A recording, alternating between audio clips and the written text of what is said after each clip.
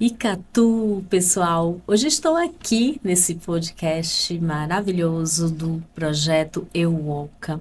Um projeto que acontece concomitante com um projeto também Identidade Brasilis, que visa mediar histórias, memórias do povo indígena e do povo negro, afro-indígena, afro-brasileiro, trazendo histórias, memórias vivas. É que a gente vai continuar aqui com esse podcast com essas duas pessoas maravilhosas. Estamos aqui com a Dinayana, indígena Tabajara, do povo lá da aldeia, da comunidade, que ela vai já conversar com vocês. E também estamos com a Lia Gaia, do povo originário Cariri da Paraíba e de tantos outros povos que é essa mistura do povo brasileiro. Então vamos começar?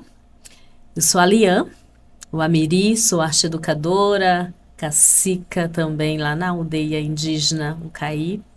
E hoje eu estou tendo esse grande encontro e vivência com essas mulheres, ser uma roda de mulheres indígenas. Vamos começar aqui nosso estado, né, do Piauí, com a Dinayana, falando um pouco sobre o seu trabalho. Ela é diretora do Museu dos Povos Indígenas do nosso estado, Piauí. Ela vai se apresentar para vocês e dividir muitas coisas boas. Obrigada, Liana. Obrigada, Liana, por partilhar agora desse momento. Obrigada, Sesc, pelo convite, né? E a gente está participando desse projeto EWOCA. E eu sou de Nayana, Tabajara, da comunidade Nazaré, nossa aldeia Nazaré, território Morro Belo, que fica ao norte do Piauí, né, próximo ao litoral. E é uma luta, né, que a gente tem. E agora é uma felicidade a gente ter o nosso museu, um espaço onde a gente tem, além das nossas peças, uma vivência muito grande. Então, nosso espaço também de espiritualidade, nosso espaço de convivência, de trocas, de aprendizado. Então, eu também sou educadora e lá a gente partilha de tudo isso. É, é realmente um espaço de luta. É um território que nós ocupamos, é nosso, e é não só do nosso território, não é só do povo tabajara, também é do Tapuio, é dos Cariri, é dos Guajajara, é o Arau, é do Piauí. E aqui com a nossa parentíssima, Lian Gaia.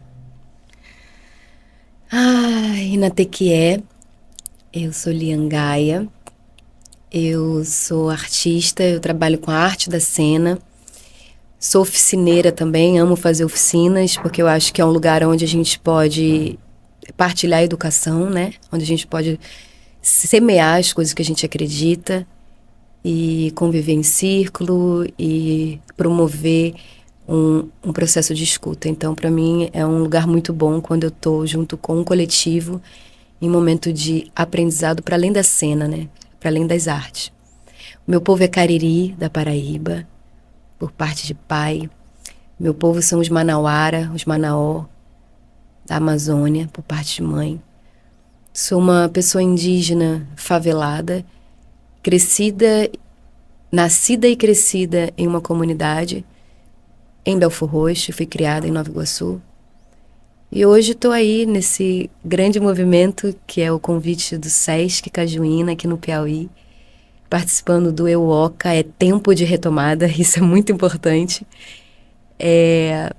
Imensamente feliz por ter participado e por estar participando de muitos acontecimentos que atravessam de forma direta a nossa história e a história de muitos parentes também quilombolas. Então, é um movimento muito importante e eu estou muito grata de estar aqui com vocês, mulheres indígenas fortes, guerreiras.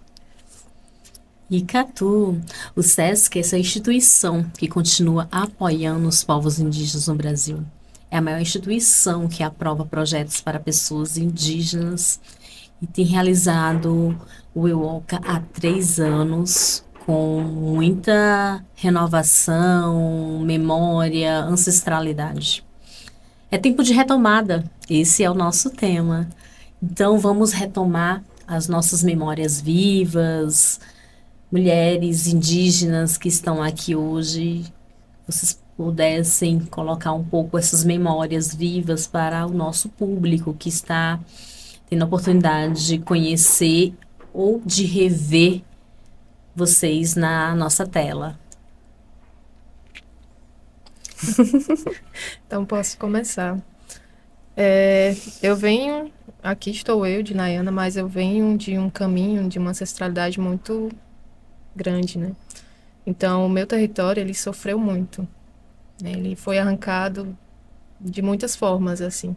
Nossas raízes permaneceram, mas sobre muitas circunstâncias, né? Sofrimento. Então, sempre em conversas com as nossas mulheres, com as nossas mais velhas, né? A gente sempre ouvia essa história. A minha mãe, minha avó foi pega dentro de cachorro, foi pega para amansar, a gente é selvagem, a gente é bicho, e a gente não pode se identificar ou a gente não pode dizer porque isso vai acontecer novamente. Então, por muito tempo, dentro do nosso território, a gente permaneceu silenciado. E isso não só no nosso território, na nossa comunidade, como no Piauí por inteiro, né? Então, a gente vem nesse processo de retomada e eu acredito que esse papel que a gente tem e o objetivo e talvez a missão que a gente tenha disso é de seguir com a nossa voz, né? E para que tantas de nós que sofreram não sofram mais e para a gente mudar um pouco esse cenário. Anísia Maria, que é uma mulher que a gente homenageia e dá nome ao museu, ela foi essa mulher. Ela foi brutalmente estrupada, ela teve todos os seus direitos arrancados, ela foi tida como um objeto, como uma peça que poderia ser utilizada e ela teve vários filhos, né? Vários filhos que carregam essas dores também, né? Assim como meu avô, que é neto dela. Então a gente faz referência ao museu e homenageia ela, não só a ela, mas tantas mulheres que passaram por esse mesmo processo e que o nosso corpo ele não é tido como, né, direito do outro, né? As pessoas se apossam e fazem o que querem. Então, por muito tempo, isso foi tirado de nós. O nosso poder de escolha, o nosso poder de viver, de praticar nossos costumes, a nossa língua foi arrancada, muito de nós foi tirado, sem menos a gente poder falar alguma coisa. Então, a gente viveu muito esse tempo de silenciamento e hoje a gente faz esse movimento de se fortalecer, de escuta, de mobilizar também os outros territórios, a fim de que a gente não tenha essa história repetida e para que realmente a gente retome, né, todo esse período, todo esse tempo, o nosso território, que a gente se fortaleça ainda mais. Então, quando a gente fala sobre os nossos ancestrais, a gente vem muito nessa fala, a gente sente muita dor. A gente sente muita dor, porque nos foi arrancado muito. Mas estamos aqui, resistimos, né? Iremos resistir até o último sangue, até a última gota de sangue. A gente não vai desistir e essa luta ela não é pequena, ela não é fácil. E para quem algum dia disse que não existia indígena no Piauí, estamos aqui resistindo, estamos existindo. E como tantas falas, né? A nossa vingança é existir, estar aqui para falar disso e ter esse espaço é uma honra e que outras mulheres e outros indígenas também tenham esse espaço e que a nossa voz ela chegue mais longe, né? Que o nosso território ele seja respeitado, nossos corpos, nosso direito, de fato, quem decida o que vai acontecer, sejamos nós mesmos, não as outras pessoas. Icatu, gratidão pelas suas palavras, pelos seus saberes. Lia Gaia, como que é essa retomada ancestral e de agora? Parece que as nossas histórias, elas sempre se conectam, né? De alguma forma. Até porque dividimos o mesmo território, né? Pindorama, Pindoramitá. O mesmo lugar chamado hoje de Brasil, né? Mas antes da invasão dos colonizadores, né? Dita como a descoberta dos colonizadores, já habitávamos, né? Já estávamos aqui, já tinha vivência, já existiam pessoas produzindo a sua cultura, a sua vivência, a sua história, a sua casa, a sua moradia, a sua andança, né? Então, esse território, ele já funcionava de outras formas. Esse território, eu digo, território Abya-Yala, né? Dito Américas, né? América do Sul, América do Centro, América do Norte, esses continentes, né? Dito Américas, que para nós, povos indígenas, não é América, não é um lugar que alguém descobriu, né? É um território que tem o seu nome, que tem a sua cultura, que tem muitos indígenas, não tem só indígenas na Amazônia ou só no Brasil, tem indígena em todo o continente dito América do Sul, América Central, América do Norte, ainda existem pessoas indígenas lá, vivendo em contexto, muitas das vezes, urbano e forçado, então tentando retomar esse lugar ancestral, mesmo dentro desses lugares acimentados, né? Essa cidade. Então eu acho que a retomada ela não é só minha, essa retomada ela é coletiva, né? Esse meu lugar da retomada, ele não vem só do meu corpo, ele vem de uma história do meu povo, né? A história da minha família. O meu povo também é a minha mãe, né? O meu povo também é minha avó, o meu povo é o meu bisavô e os meus ancestrais, né? Que não estão aqui nessa imagem 3D, né? Que a gente tem aqui, que é uma passagem breve, né? Que a gente possa dar o nosso melhor aqui enquanto a gente estiver com essa possibilidade de estar aqui presente em corpo, né? Que a gente possa fazer o nosso melhor, independente de etnia, independente de cor, independente de qualquer coisa, que a gente possa ser um ser humano que não impacte de forma violenta o que nos faz viver, o que nos faz comer, o que nos faz respirar. A minha retomada ela é da minha mãe. Minha mãe chama Iesi.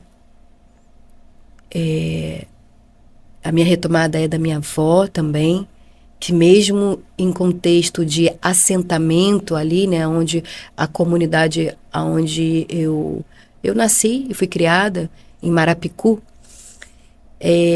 ela manteve dentro das possibilidades dela a cultura que foi passada para ela do meu bisavô, que foi, vamos dizer, sequestrado assim do seu território na Amazônia, e a aldeia dele foi dizimada. Ele viu a aldeia dele sendo dizimada, ele viu tudo acontecer, né, ser queimada, e as pessoas, a mãe dele, o pai dele serem assassinados, a comunidade dele ser assassinada. Ele conseguiu ficar em um canto, ele tinha uns 11, 12 anos de idade, então ele falava a língua dele nativa, ele entendia o que estava acontecendo, né, apesar de muito novo. E ele foi trazido por esse, como minha avó fala, que é um caçador, um militar. Ele foi trazido para a zona sul do Rio de Janeiro para fazer um trabalho escravo mesmo, na casa dessas pessoas. E depois, quando ele completou a maioridade, ele foi expulso desse lugar. E aí ele foi parar na rua, e na Baixada Fluminense depois. E aí ele teve a minha avó, teve a minha mãe, né? E aí a geração foi indo, mas a gente sempre lembrando desse lugar. E ele, muito saudoso, diz minha mãe que quando ela tinha 10 anos de idade, ele falava assim para ela: um dia alguém vai conseguir retomar o território. Ele falava isso para ela. E eu não sabia disso, minha mãe nunca tinha me contado isso. Minha mãe, porque a minha família, dentro desse contexto de comunidade, em contexto de favela, a gente mantinha algumas coisas em segredos, assim, sabe? Por questões de sobrevivência, né? Porque o ser indígena, ele é muito visto como esse índio do colonizador, né? Esse índio que é preguiçoso, esse índio que é um ser que trocou a sua terra por um espelho, o que não é real, né? Então, esse índio que é colocado até hoje na escola, e não é verdade. Nós somos uma população muito múltipla, uma população que hoje é a população que planeja a sobrevivência do mundo, né? Os nossos territórios que são demarcados, eles estão aí segurando esse céu que vai cair, né? Em algum momento, essas queimadas que estão desenfreadas, em algum momento isso vai reverberar, e que já está reverberando, na saúde das populações, independente de suas etnias, e na saúde de vida, dos seres, enfim, de tudo. Então, é mais uma história que se repete, é mais uma história capturado, é mais uma história que foi sequestrado de seu território, e que a gente ali dentro da nossa comunidade, a gente tentou de alguma forma manter a nossa cultura, olha, nós somos índio, a gente, né? E aí, entender isso de forma política foi uma caminhada, assim, não foi algo fácil, né? Porque a retomada, ela é dura dentro desse contexto todo, né? Ela não é uma coisa de só desses ancestrais que te trazem em sonho, como o meu bisavô, ele aparecia sempre no meu sonho e eu não sabia. Minha mãe nunca tinha me contado essas histórias, né, de que ele falava que alguém ia retornar pro território. Minha mãe não me falava isso. Ela falava que a gente vinha da Amazônia, né, a parte da minha mãe, e não falava assim que ele tinha esse desejo. Esse ano ela me falou, e eu já nessa retomada já tinha ido ao território. Sim. E eu tendo sonho com eles desde pequena, eu tinha essa imagem desse mais velho, e eu ali deitada, ele falava, levanta, continua. E eu vi a imagem dele muito forte, eu não entendia muito bem esse sonho. E aí quando minha mãe teve essa troca comigo, eu entendi que era ele e esse desejo de retornar. Eu fui a primeira pessoa da minha família, depois eu fui a quarta geração, a terceira geração, a retornar a um território que ele foi retirado, né? E depois o meu sobrinho foi para lá também. Então, esse lugar é um lugar de resgate, é um lugar muito, muito sagrado pra gente, assim. Você falou agora há pouco de uma coisa muito importante. Nós somos mais de 300 povos indígenas no Brasil. Falamos mais de 274 línguas. Somos muito diversos, com culturas e muitas coisas que a gente tem para falar. Mas nós temos também uma coisa que traz nessa diversidade uma simbologia muito comum, que são os sonhos. Todos os povos indígenas acreditam nos sonhos, né? É como se fosse a nossa medicina da memória. Uhum. E eu queria que vocês falassem um pouco sobre esse lugar mais espiritual dos sonhos, né? O que é essa medicina do sonho para vocês? O que os sonhos trazem para vocês? O que eles ocupam hoje? O que eles pretendem chegar em algum lugar? Vocês acreditam nos sonhos de vocês? Essa pergunta é bonita, né? Vocês acreditam no sonho de vocês, né? Tem muitos símbolos, né? Você quer falar? Pode falar. Tá, já comecei com essa coisa do sonho. O sonho, eu tenho um sonho que ele se repete. Além desse, que é um sonho muito bom, que é um sonho que eu tenho com esse mais velho, que me fala, levanta daí, caminha, continua. Eu tenho um sonho que ele é um pouco angustiante, assim, que eu tenho ele desde pequena. Já levei para várias rodas de conversa com pessoas mais velhas e também com terapia. E é um sonho que ele não se resolve nesse lugar, às vezes tão dito que é o lugar que é para ser resolvido, sabe? Às vezes ele atravessa esse lugar espiritual mesmo, sabe?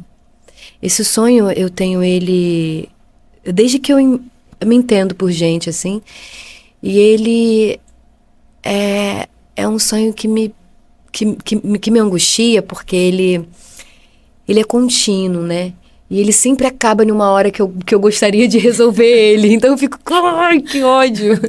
Eu queria resolver de alguma forma. E teve um dia que eu consegui resolver. Mas eu sempre tenho ele e ele se repete, tá, gente? Eu vou falar. Eu pequenininha, eu muito criança, ouvindo uma voz, que é a voz da minha avó, falando: corra o mais rápido que puder e não olhe para trás. E quando eu era pequena, parecia uma brincadeira esse sonho, sabe? E conforme eu fui crescendo, isso ficou um pouco angustiante para mim, porque toda vez que eu corria no sonho, eu crescia. Então era eu mais velha e eu ainda velhinha correndo. Eu criança, e cada vez que eu corria, o meu corpo ele ficava adulto e até envelhecer. E aí teve uma vez que eu, muito indignada com esse sonho, assim, eu falei, cara, não é possível que eu vou passar correndo e eu quero saber quem é que tá atrás de mim. Eu quero saber quem é que tá me fazendo correr, o que tá acontecendo, sabe? E aí eu fiquei forçando, assim, a minha cabeça a voltar a esse sonho sempre. E teve um dia que eu consegui. Isso tem uns 2 anos. Que eu não sei como, mas eu parei. Eu desobedeci a minha mais velha, que me falava, corra o mais longe que você puder e não olhe para trás. Eu desobedeci. E aí eu olhei para trás. Eu lembro que era como se fosse uma forma de fumaça escura, mas um corpo de um homem, mas em forma de uma queimada, de uma fumaça, sabe? Só aquelas coisas assim. E aí, sendo que tinha uma forma muito humana, apesar de ter, porque o sonho também ele às vezes é um pouco confuso, né? E aí eu lembro disso, e quando eu olhei para ele caiu, ele tombou. E quando ele tombou, ele destruía tudo. E aí eu falei, o que eu fiz, né? Então eu não sabia, e aí eu acordei. Então esse é um sonho que me encabula, que me angustia, e que eu sinto outras coisas que têm a ver com esse sonho. Mas eu ainda tenho às vezes esse sonho de eu correndo e alguém correndo atrás de mim, sabe? E eu crescendo, assim, gerações de mim nessa corrida. Mas o sonho, eu acho que ele me atravessa para além desses sonhos que acontecem. Às vezes eles acontecem de outra forma, assim. Tem coisas que eu não consigo viver de forma matéria, eu consigo viver de forma sonhada.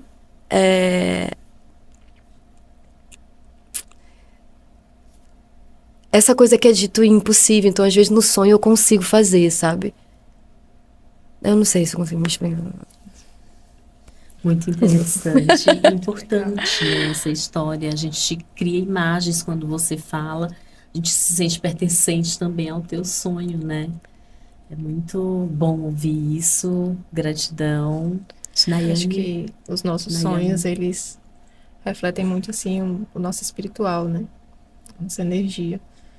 E no nosso território, muitos acontecimentos, eles já foram escritos, eles já aconteceram, eles vão acontecer, mas tudo isso a gente sabe e interpreta pelos nossos sonhos, né? É muito forte isso com o Lucinete, nossa líder de espiritualidade, com o cacique. Então, período da Covid, período de conflitos, a gente sempre tem essa preparação. Nossos ancestrais, eles vêm ao momento do toré ou ao momento dos sonhos e eles nos preparam, né? E em alguns momentos a gente não consegue interpretar, ou outros a gente consegue, mas em muitos desses momentos, né, a gente se fortaleceu através desses sonhos. Então a gente tem também os sonhos como uma forma de conexão com os nossos ancestrais.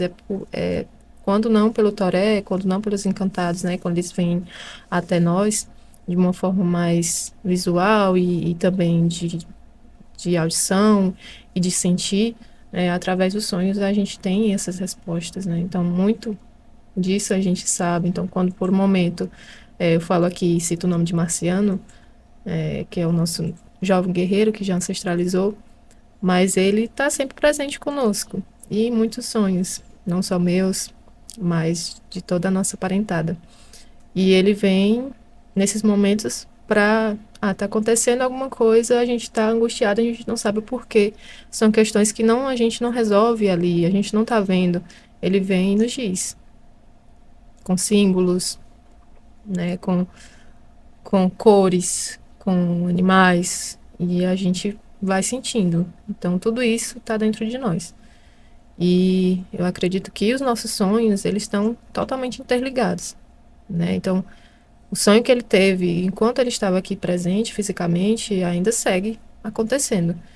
E esse momento que a gente está aqui presente, a gente sempre imagina, né, que a gente vai ter conexões com outras parentas, né, com nesse momento assim de partilha. Mas é muito importante e a gente fica emocionado de pensar e de relembrar agora, você tocando nesse assunto sonhos, que a gente já sonhou esse momento. Uhum. Sabe? Quando a gente planejou e foi convidado para estar aqui no Ewoka, né, o momento que a gente, na conversa, Marciano já estava ali. Então a gente já pensou na hora, é o momento que ele vai querer estar também. E até se realizar, ele também vinha. Ele estava cobrando, né? Mas é muito disso. O que a gente está vivendo agora, né? A gente consegue essas explicações também através dos nossos sonhos. E muito do significado, os nossos torés, os nossos cantos, alguns vêm em sonhos, Olha. né? Os nossos encantados, eles nos transmitem em sonhos, né? O Cacique Henrique, ele fala muito disso. E quando a gente fala, meu cabelo é grande, mas não vou cortar aqui, é porque não somos só tabajaras, somos cadós e cabeludos. E ali naquele território, onde já passaram muitos indígenas, teve um sofrimento muito grande, mas meu cabelo é grande, mas não vou cortar aqui, quer dizer que é a minha história, minhas raízes. Eu não preciso cortar aqui, eu não quero que seja cortado. São outras pessoas que cortam o meu cabelo, que me podam. Então, isso fala muito. A gente, assim, é uma imensidão de significados, e isso, para nós, é muito importante. E sempre, quando alguém do nosso território, alguém vai ancestralizar, né, não só eu, não só mas todo mundo que tem essa espiritualidade mais aflorada e que a gente já consegue identificar, a gente já faz esse aviso. Eu tive um sonho um pouco conturbado, vai acontecer alguma coisa.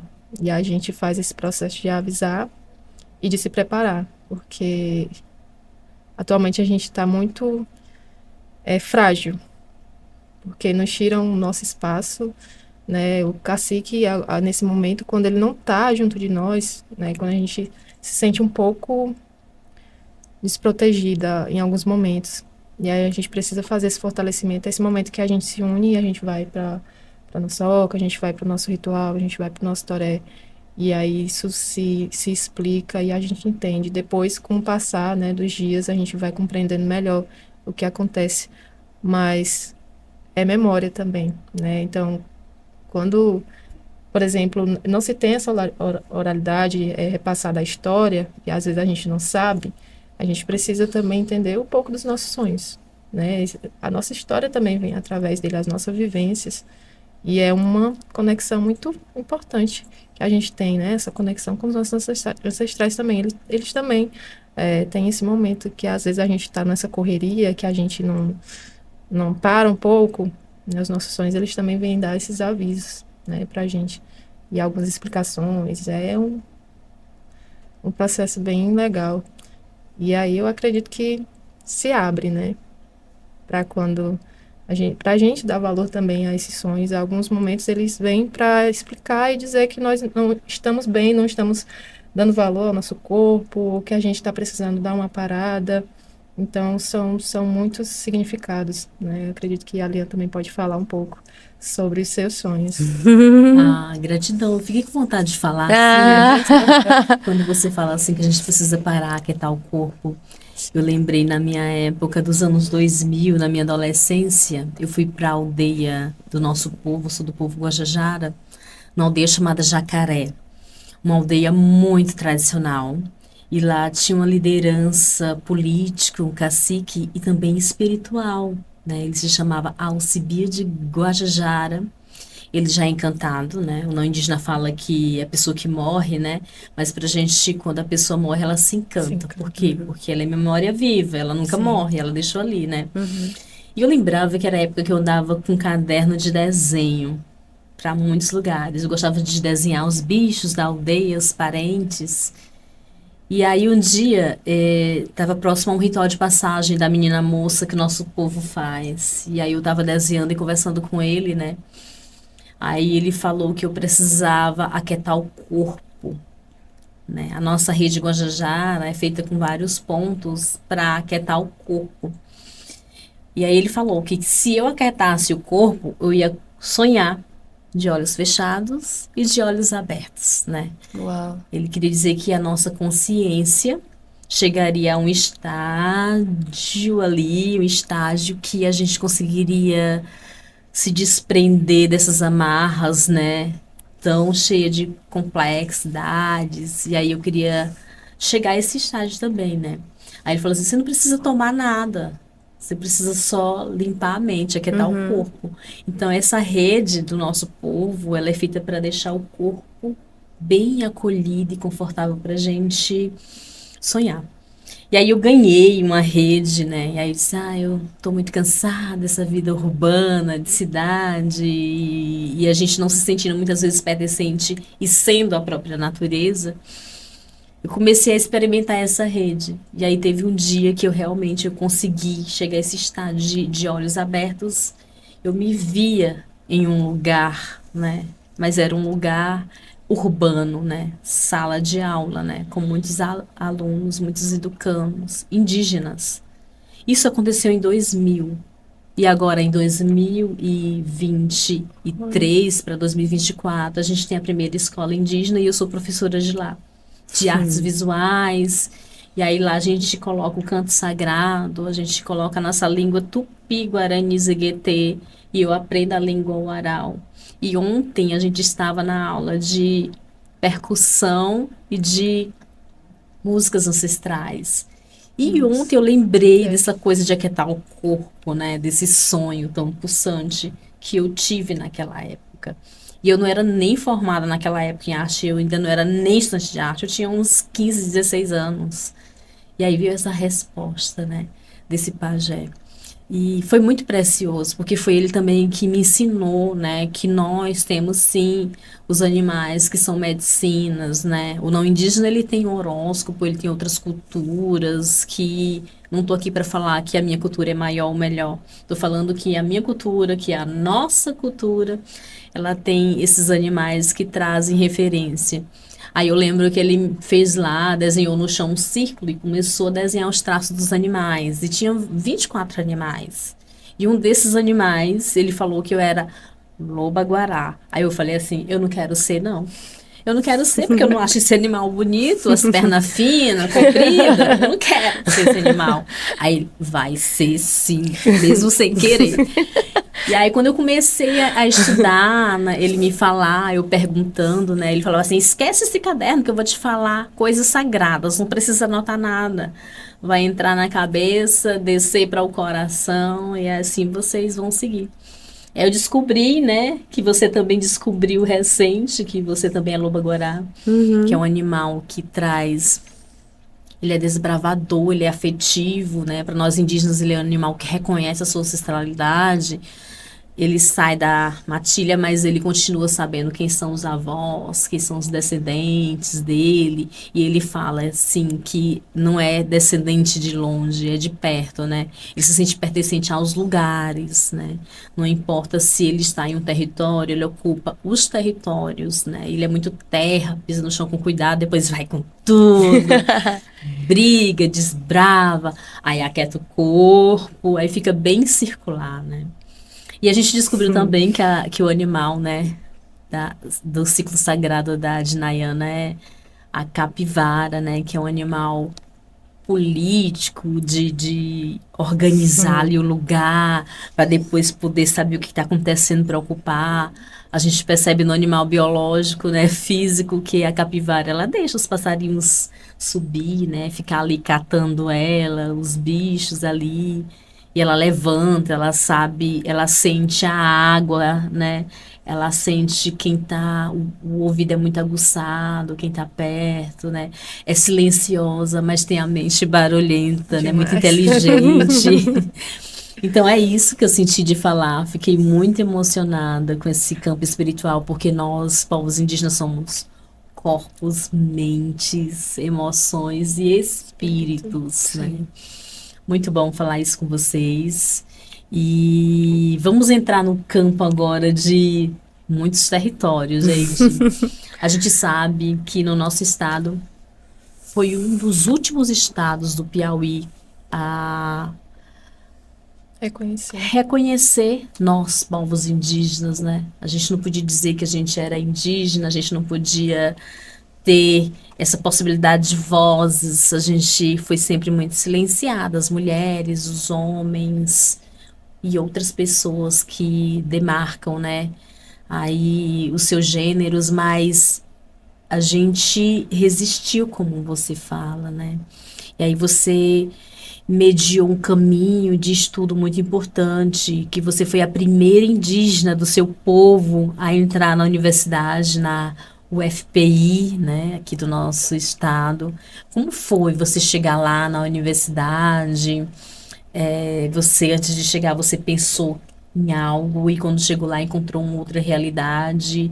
Como que foi o teu processo lá? E hoje, como que isso tem se transformado no teu dia a dia, nas tuas coisas, escolhas, atividades? Olha, assim, em alguns momentos eu estava só vivendo a vida sem parar um pouco para olhar o caminho que eu já percorri. E ao entrar na universidade, no primeiro momento a gente tem que contar a nossa história, né? Encontrei uma professora muito que me acolheu também, mas outros nem tanto. E professora Keila. E aí nesse momento eu tinha que fazer uma história, contar a minha história, né? Eu tinha que desde que nasci, qual foi o percurso que eu percorri, né? O que eu fiz, o que aconteceu. E aí, a partir desse momento, eu me toquei, né? Da minha realidade, o que eu estava fazendo. Porque eu falo muito sobre as histórias, falo sobre as memórias, mas às vezes eu esqueço que eu também faço parte disso, né? Que o meu corpo está ali também. Que eu também sou história, que estou contribuindo para isso também. E desde criança, então, meu avô, minha família toda vem nessa. Nós somos indígenas, olha, e a gente se reunia sempre em roda, contava as nossas histórias, as lendas, né, o que acontecia ali. A gente vivia num momento assim bem humorado, a gente contava piadas e coisas relacionadas ao nosso território, mas sempre quando eu saía dali, né, embaixo do pé de manga, do nosso terreiro, quando era para falar disso com outras pessoas, isso era desconsiderado. Então, só existia o indígena lá na Amazônia. Só aquele do livro, às vezes só aquele americano, e que aquilo dali jamais eu poderia me considerar indígena. Mas isso está em mim desde que eu me lembro, desde o ensino fundamental ou jardim, assim. E quando eu falava isso para as professoras dentro do meu próprio território e as professoras desconsideravam isso, isso eu ficava, me fechava e eu ficava com muitas questões, mas que eu não sabia. Então, a minha identidade, isso de me reconhecer, isso demorou muito, porque eu não tinha. Para mim, eu não tinha identidade, eu não me reconhecia. Meu avô contava as histórias, minha mãe falava, todo mundo ali, a gente vivia aquilo ali, mas não era eu. Eu ficava voando, sem saber qual é meu propósito, né? Então, com o passar do tempo, assim que eu saí, eu tive que sair do meu território, eu tive que sair da minha comunidade. Eu fui estudar em Pedro II, que é o município do lado, que numa metodologia de escola família agrícola, mas que tem alguns métodos de educação que faz a gente se conectar com o nosso território. Então, através do plano de estudo, eu tinha que fazer entrevistas com a minha família, eu tinha que pesquisar a história da minha comunidade, quando surgiu. E vem aí que eu venho descobrindo que o nosso território era Itamaraty, que a nossa comunidade era chamada Itamaraty, e que por questões, né, católicas, se mudou o nome para Nazaré, porque o padre chegou, achou bonito um monte, e ali naquele momento, como forma de conquista dele, de poder, de se apossar ainda mais naquele Templo dos Coronéis, mudou para Nazaré porque assim eles conseguiriam, né, colocar a igreja, fazer todo aquele processo, que foi isso que foi nos afastando ainda mais do nosso costume, da nossa língua e do nosso momento de espiritualidade. Então, hoje, a comunidade é muito católica por essa questão. Mas a gente não teve nem poder de escolha. Não, a gente não quer mudar. Não quer tirar o nome Itamaraty. Só mudaram. E o nosso território a gente chama de Morro Belo, mas eu chamo de Itamaraty também. Então, eu lembro disso com muita força e eu sinto essa que meus ancestrais querem, que o nosso território é Itamaraty. Então ali sempre vai ser Itamaraty. Mas isso eu só vim aprender depois de muito tempo. Então eu vivi ainda muito tempo sem entender quem eu era, sem entender meu território, só vivendo. Quando eu saio do ensino médio e venho para a graduação, para a universidade, é um momento assim que eu me afasto ainda mais. Porque eu venho para Teresina, venho para a capital, são mais de 200 quilômetros do meu território, eu tive que ficar aqui bastante tempo com outras pessoas, não outras culturas, outras histórias, mas que histórias também parecidas com a minha. E nesse momento acontece também, estava ao mesmo tempo acontecendo a união dos nossos territórios, né? Vai acontecendo a Semana dos Povos Indígenas pelo museu, mas que em muito tempo a gente não participou, então acontecia a Semana dos Povos Indígenas sem os indígenas, tendo somente aquele pensar, não, aconteceu, foi exterminado, a gente vai falar sobre os indígenas, pronto, acabou. Mas nesse momento a gente estava se fortalecendo de novo, né, tendo esse processo de retomada. Em 2015, 2013, tempo atrás, dentro da universidade. E é nesse momento que a FUNAI e que todos ali me dizem, né, que eu sou a primeira. Naquele momento eu fiquei sem entender muito, mas depois disso eu entendi a importância de estar ali, que aquele espaço ele não é feito para nós. É a universidade pública, mas não, a forma que ela está construída não era feita para nós. Então eu estava ali contra o sistema. Naquele tempo, meu curso era um programa de governo, era LEDOC, Licenciatura em Educação do Campo, licenciatura para os povos tradicionais, mas que a gente não tinha, a gente precisava vir para cá, mas a gente não tinha onde ficar, ficava onde colocava a gente não tinha transporte, então a gente precisou se mobilizar muito, a gente dormiu onde colocava a gente dormia, mas a gente teve muito isso, de união, e de mesmo dentro desse movimento, alguns professores desconsideravam minha história. Então, dentro da sala, você é indígena, tá com telefone, tá aqui em Teresina, tá estudando, né? Quando é que você vai fazer uma apresentação pra gente, colocar o cocá, né? E todo aquele imaginário que se tem do estereótipo. E eu passei muito tempo e a graduação meio que me deixou um pouquinho depressiva por causa disso. E eu só vim me fortalecer depois que eu saí mesmo, de fato. Porque ela me suga, a universidade me sugou bastante.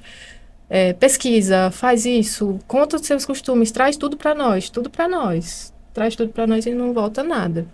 E aí, esse momento que eu estava aqui dentro da universidade, que eu era universidade também, e que era um espaço que eu podia fortalecer meu território, foi o espaço que a gente, nesse mesmo momento que a gente estava fazendo assembleias, né, que as instituições estavam apoiando a gente se reunir, se encontrar, que a gente unido é bem mais forte, mas a primeira assembleia aconteceu, dos povos indígenas, foi acontecendo o museu também. Então, o museu ele foi um projeto que eu fiz de intervenção dentro da minha comunidade, que foi uma coisa que eu observei que a gente precisava, mas que algumas pessoas também da nossa comunidade foram para um evento e conheceram a oportunidade de fazer, então vamos fazer um museu.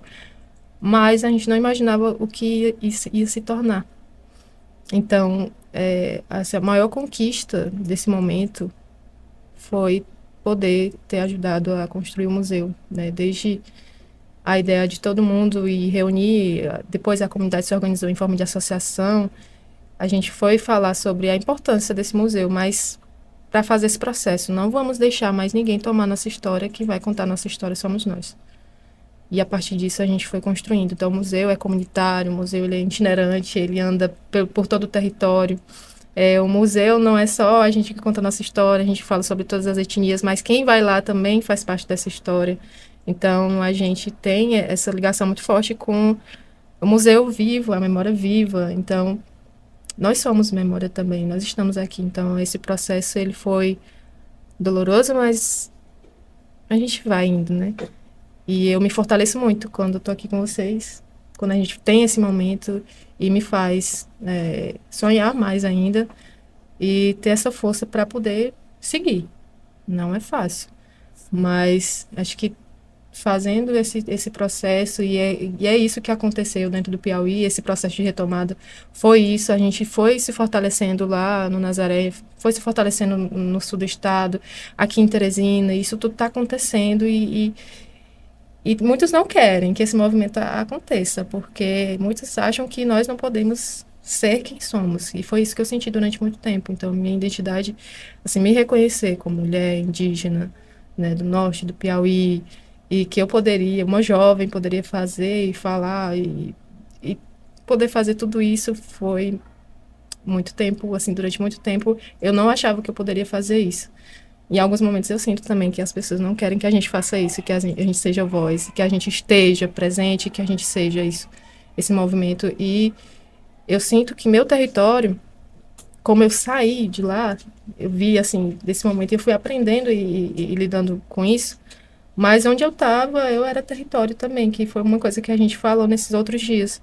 Então, meu território, não, eu sou o território, meu corpo é território também. O que eu faço, os meus costumes, a minha fala, as minhas lutas, é território também. Então, essa retomada é de tudo, não é retomada só de uma cerca, né, que foi colocado ao redor de nós, que foi limitado para que a gente não pudesse falar e chegar, né? Então, esse momento, eu acho que é sobretudo de conquista e de valorização do que é ser indígena.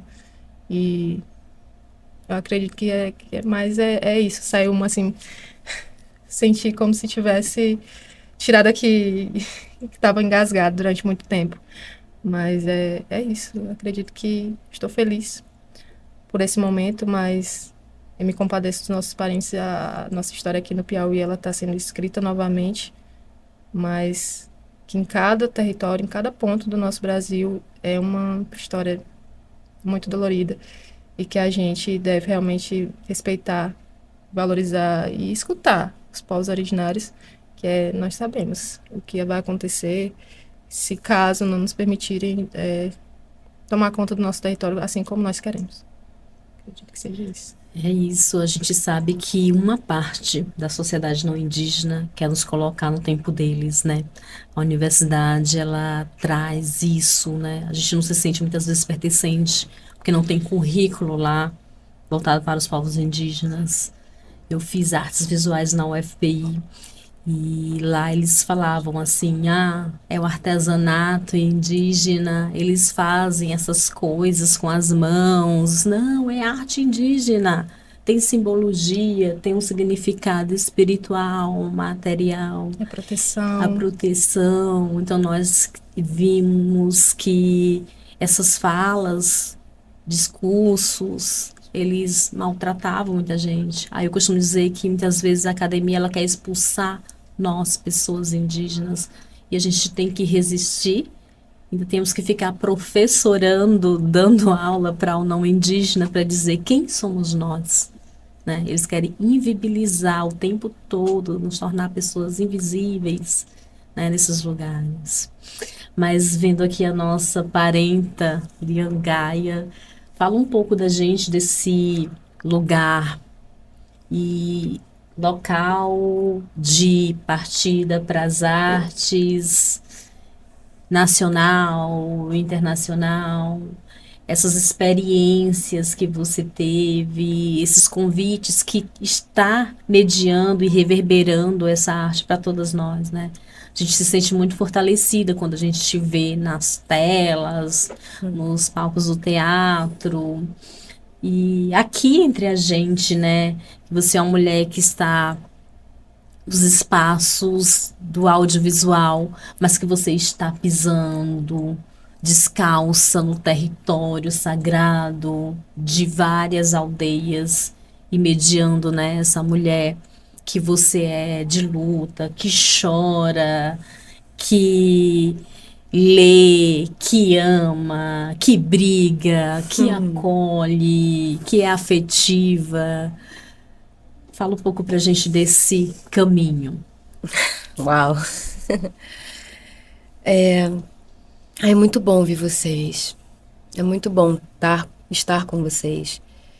Eu me senti muito acolhida aqui. Me senti muito acolhida, como eu não havia me sentido há muito tempo, assim. Ainda mais nesse processo também de retomar os palcos, né? Que tem 2 anos que eu não estava mais pisando nos palcos e graças a Deus a Tupã não era por questões de não oportunidade de trabalho, né? Eu tive muitas oportunidades esses últimos 2 anos para fazer grandes trabalhos no teatro musical e peças de teatros assim com diretores bem conhecidos, né, no mercado. E eu não era o meu tempo, sabe, de voltar pro teatro. E eu ouvi os meus ancestrais. Não é tempo agora. O último trabalho que eu fiz, que foi uma turnê internacional, contando a minha história de forma pessoal, juntamente com mais pessoas em cena, né? Éramos 4. E nesse processo eu adoeci muito. Eu adoeci muito porque ele tinha um propósito, o propósito ele foi cumprido. E tem um tempo das coisas acontecerem, que não é o tempo desse tempo colonial, né? Às vezes é do tempo espiritual também. A gente tem que entender até que ponto que a gente tem que ir dentro daquele projeto que a gente vê como um projeto que é bem sucedido, né? Imagina, eu ocupando os palcos da Europa e da Biaya lá do Norte, né?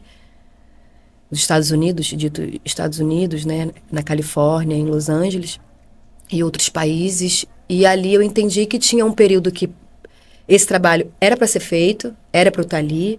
Os meus, eles queriam que a denúncia chegasse quanto mais longe, mas tinha um processo de tempo que ele tinha que ser já concluído, até por questões emocionais. Porque quando a gente reproduz, quando a gente fala das nossas histórias, e quando a gente fala dessa história de forma da dor, a gente tem que ter muito cuidado, porque senão a gente repete um ciclo que é um ciclo mais da reprodução daquilo que a população não indígena ela quer ver, né? Quando eles querem ver como que é o ardono, como que é a biojoia, como que é a vestimenta tradicional, como que é o ritual, né? Como que é essa coisa mais interna. Então, às vezes, tem essa expectativa, esse voyeur, de ver esse sangue derramando, esses corpos, né? Sendo mostrados, às vezes, de forma muito caracterizada diante da expectativa de como eles querem nos ver, né? Então, isso é muito adoecedor também. Então, a gente tem que entender o nosso espaço dentro desses processos, porque senão a gente adoece. E eu fui um pouquinho além do que eu deveria ir. Eu fiquei 1 ano de turnê, acho que era para ter ficado um pouquinho antes. Eu precisei ouvir a voz de um ancestral, literalmente em cena, falando levanta daí.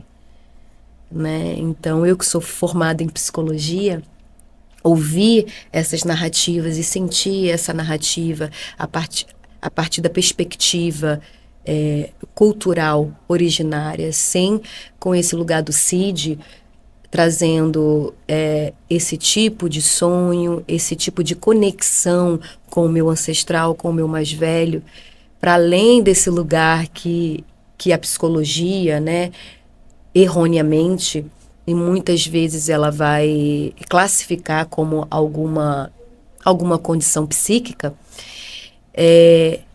trazendo de uma outra forma, organizando de outra forma, o meu trabalho, ele vai a partir desse afeto, porque eu entendo que não existe um movimento de a gente poder mostrar a nossa expressão dita arte, né? Dita teatro, dita cena, dita dança, dita canto, senão pelo afeto. Porque o que me comunica com as pessoas que eu tô é eu olhar nos olhos dela.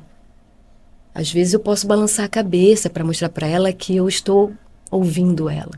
Às vezes eu vou só olhar para ela e ela vai sentir que eu estou ouvindo ela de verdade, que eu tô com ela. Então, isso para mim é o que me conecta com as pessoas. Então, ser distante disso, eu acho que me coloca em um lugar de perda da minha essência. Então, em todos os trabalhos que eu faço, tanto para fora, né, quanto dentro do meu território, dentro da minha comunidade, ou dentro desse contexto qual eu me encontro, né, que é esse contexto que se encontrou dentro das nossas comunidades, que é o contexto urbano, eu não me esqueço assim das coisas que são as coisas mais importantes, é quem eu sou, quem são os meus, quem é minha avó, quem é minha mãe, sabe? Não é que eu preciso me contar isso, mas é que eu preciso me calar para ouvir isso, sabe? Para entender para onde que eu tô indo, qual é o lugar que eu tô, por que que eu tô fazendo o que eu tô fazendo, por que que eu continuo nesse movimento, qual é o meu propósito real. É plantar a semente, é falar, olha, retomem a história de vocês, retomem o lugar de vocês de origem, retomem o corpo de vocês, porque muitas das vezes a pessoa que está em processo de retomada, ela não sabe muito bem por onde começar. Ela não sabe, mas espera aí, a minha família foi completamente apagada, calada, então como que eu começo? Comece por você, assim, acho que se silencie, escute a voz dos mais velhos, se tiver essa oportunidade, porque às vezes nem tem mais o mais velho. E é um processo muito, muito, muito íntimo. E que é necessário você se abraçar, se deixar ser abraçada por esse coletivo, né? Você tem que entrar dentro desse coletivo que você sente que tem uma permissão, que tem uma licença, que tem uma possibilidade de você ser acolhida ali, né? E aí você começa a promover a sua expressão no mundo, a sua arte no mundo. A minha arte, ela é uma arte que não tem como não ser ativista, não tem como não ser uma arte que denuncia, não tem como não ser uma arte do afeto, uma arte da coragem, uma arte da vulnerabilidade a partir da força, a partir da coragem. A minha arte, ela está conectada com a história do meu povo, com a minha história e com a história também do que fizeram com o meu povo e comigo. Então não tem como eu pegar e separar a Gaia, né? Ela está conectada com tudo com que os meus me deram para que eu hoje pudesse sorrir e também com tudo que me deram, com todas as questões que deram, né? Então, vocês talvez estejam se perguntando, mas indígena, favelada, indígena em um contexto de cimento, de urbano, indígena que faz audiovisual, que faz dança, que faz canto, que faz atuação, que é atriz, que é performer. Sim, indígena ocupa todos os lugares, né? E isso não vai dizer quem a gente é, como a gente tem que se comportar, qual é a expectativa que a gente tem que botar nisso, o outro, né? Então, eu acho que o respeito, o afeto e o acolhimento, ele é o caminho para a gente poder respeitar o nosso próximo, independente da sua origem. E é isso, a gente está quase finalizando, né? Mas essas histórias de vocês me traz uma memória muito importante e que me ajudou nos processos também de mente e espiritualidade. Quando tu traz a psicologia, a gente sabe que a ciência, ela não é para separar da natureza, dos povos, das identidades, das memórias, mas às vezes ela consegue separar, né? E aí eu lembro que eu estava num processo muito triste da minha vida e eu busquei a medicina da terra, a medicina de uma magé que se chama Ludmar Guajajara, do meu povo, né? E aí eu estava lá e ela sentiu aquela minha energia e ela me deu um banho com um monte de ervas que eu não consigo saber o que era, mas a memória do olfato, dessas recordações são muito presentes. E aí eu comecei a chorar, feito uma criança ainda ali em posição fetal, sabe? E aí mais uma vez meu corpo foi acolhido e aquietado, né? Então, até hoje a gente tem esse contato, ela fala, eu não sou Magé, eu disse, você é Magé, você é uma psicóloga, você é uma médica da Terra, né? E essa coisa da ciência precisar entender o que é que o povo originário tem para ensinar e para curar, né? Nós temos as medicinas das nossas plantas sagradas, nós temos a medicina da mente, né? Dessa, vamos chamar de psicologia indígena, né? Que a gente trabalha com esses animais, com as estrelas, né? Vamos entender que a gente faz parte de outras memórias e somos mais uma partícula na Terra que estamos aqui resistindo, não para dizer o tempo todo que somos fortes, mas que a gente tem nossas fraquezas, nós podemos conduzir as nossas vozes através do que nossos ancestrais estão soprando aqui nos nossos ouvidos, né? E hoje vocês trouxeram vozes ancestrais e as vozes de vocês aqui presente.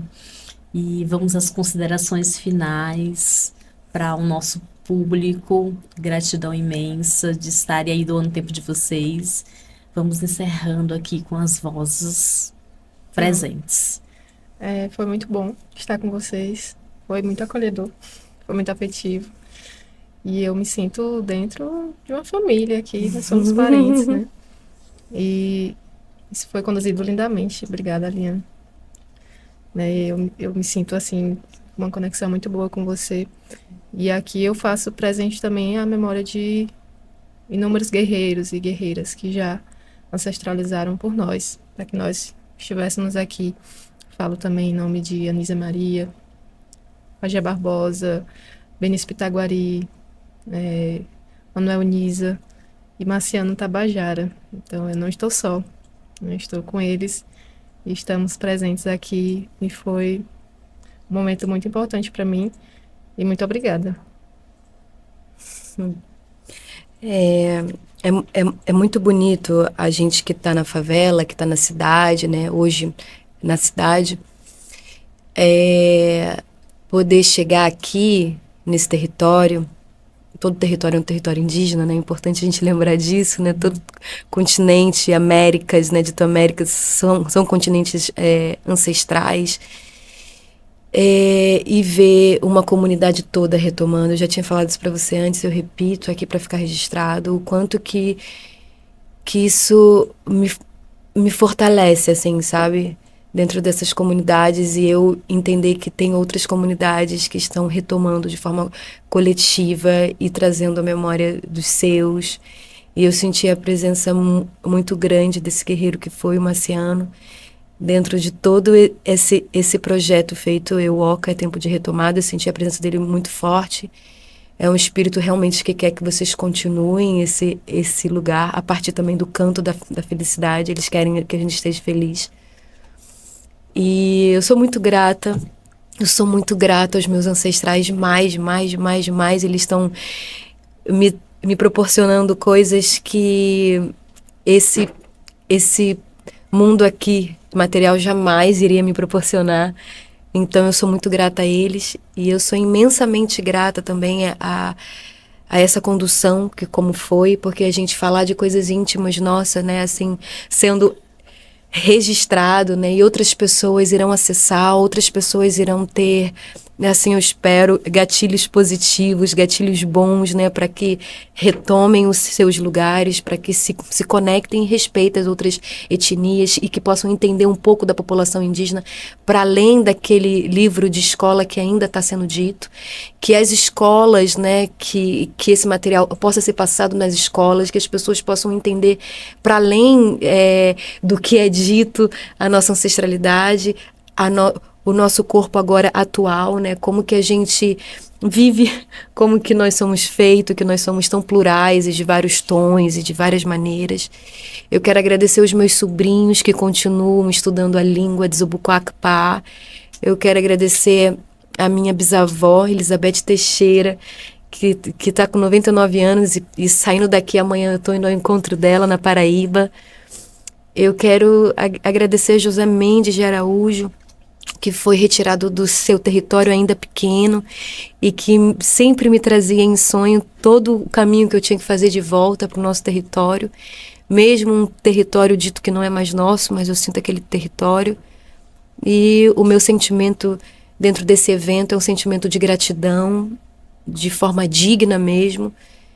E é isso, na Tequié, Bocu e assim embora. Icatu, gratidão imensa ao SESC por estar proporcionando esse lugar de vozes presentes indígenas, nesse projeto grandioso que é o Iuoca, concomitante com Identidade Brasilis, onde possibilita projeção de vozes de mulheres indígenas, Tabajara, Cariri e muitas outras etnias. Que possamos estar sempre juntos, salvo nossos irmãos, que essas flechas sejam disparadas e alcance muitos alvos de transformação, mediação, motivação. Icatu ao SESC. E que parem de nos matar. E não ao marco temporal. E parem as queimadas, né? Não ao marco temporal. Somos pessoas em que estamos no nosso território sagrado, antes Pindorama para alguns povos, hoje Brasil.